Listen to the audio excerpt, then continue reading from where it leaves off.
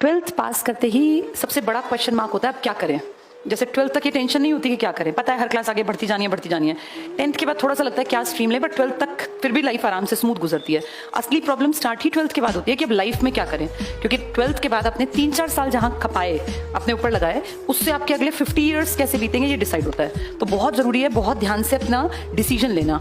जब भी कभी लाइफ में कोई बड़ा डिसीजन लेना पड़े ना बेटा, तो 2-3 चीजें देखनी होती हैं। फर्स्ट चीज जो है आपका बैकग्राउंड कैसा है। बैकग्राउंड से मेरा मतलब आपकी पढ़ाई नहीं है, यहाँ बैकग्राउंड का मतलब है आपका फाइनेंशियल स्टेटस कैसा है। आपके पिताजी के पास कितना पैसा है आपके ऊपर लगाने के लिए। हर घर में अलग माहौल होता है, सबके घर के हालात एक जैसे नहीं होते। कहीं हो सकता है 10-20 लाख रुपए कोई बड़ी बात ना हो, लेकिन किसी घर में टोटल भी 10 लाख रुपए ना हो, सब कुछ जुटा के भी 10 लाख रुपए ना हो। ऐसे नॉर्मल परिवार में होता भी नहीं है इतना पैसा। तो पहली चीज आफ्टर 12th देखना होता है कि जो मैं करूं मेरे पीछे बैक कितनी है। कहीं ऐसा ना हो आप कोई कोर्स ही 5-7 लाख का करने बैठ जाओ और टोटल घर में 10 लाख रुपए है नहीं। उस 5-7 लाख का कोर्स करने के बाद अगर आपको कुछ भी नहीं मिला तो वो पैसा डूब गया।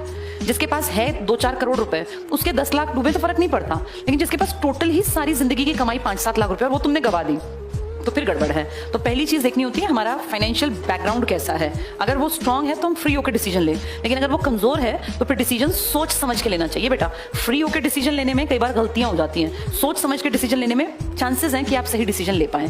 दूसरी चीज, एक तो ये चीज होती है, दूसरी आप कितनी मेहनत करने को तैयार हैं।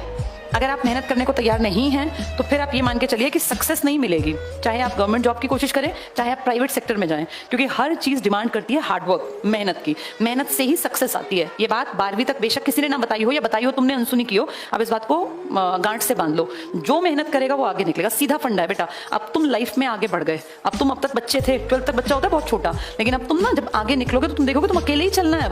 अब तक यार दोस्त मौज मस्ती सब चल रहा था, अब लाइफ अकेले है। अकेले चलने वाली लाइफ में एक एक कदम बहुत फूंक फूंक के समझदारी से रखना चाहिए। तो अपनी मेहनत का रास्ता पकड़ना पड़ेगा और ये मेहनत सही दिशा में करनी है। मेहनत तो सब करते हैं, मजदूर किसी भी क्लर्क से ज्यादा मेहनत करता है, किसी भी टीचर से ज्यादा मजदूर मेहनत करता है, लेकिन मजदूर को तो पैसा नहीं मिलता।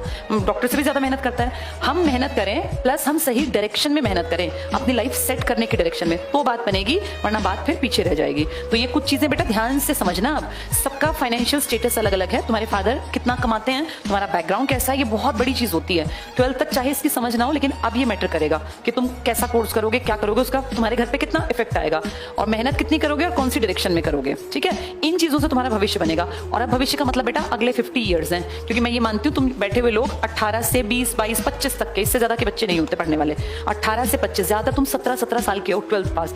इन सालों के दौरान हम जो भी करते हैं ना, उसका असर अगले 50 साल, जब तक हमारी लाइफ है तब तक रहता है। अब आप किसी मैच्योर आदमी से जब बातचीत करेंगे जिसकी उम्र 27 साल है, आप देखेंगे उसकी बातचीत का लेवल अलग होगा, क्योंकि उसने लाइफ के बहुत साल जी लिए। बहुत से मेरा मतलब गिनती वाले नहीं, जब बर्डन कंधों पे आता है बेटा। 12th तक हम बहुत आजाद होते हैं, बहुत फ्री होते हैं। असली जिम्मेदारी आती ही 12th के बाद है। यहाँ आपको एक एज एन इंडिविजुअल ट्रीट किया जाएगा।